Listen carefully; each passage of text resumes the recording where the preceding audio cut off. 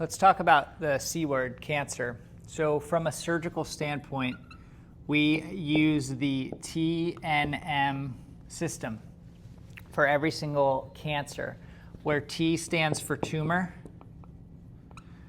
N stands for nodal involvement, and M is if we have metastasis, distal metastasis.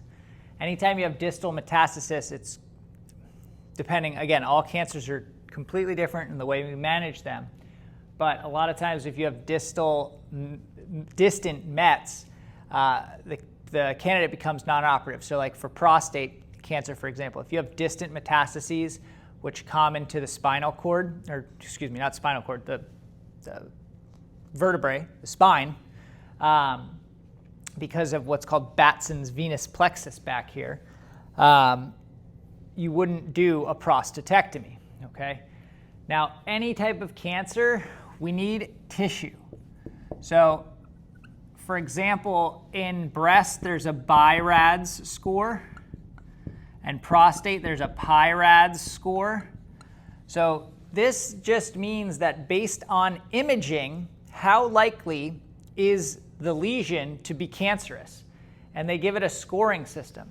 But then at the end of the day, we always need a tissue biopsy to prove that there is the cancer there.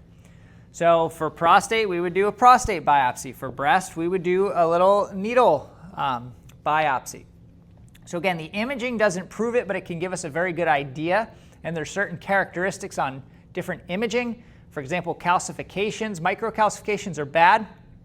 So things like that lead us to believe that the lesion may or may not be more or less cancerous, and that would depend on if we just surveil it either routinely or more regularly, or we actually need a tissue biopsy. Then typically, once we do a surgical resection, we know our for sure nodal involvement.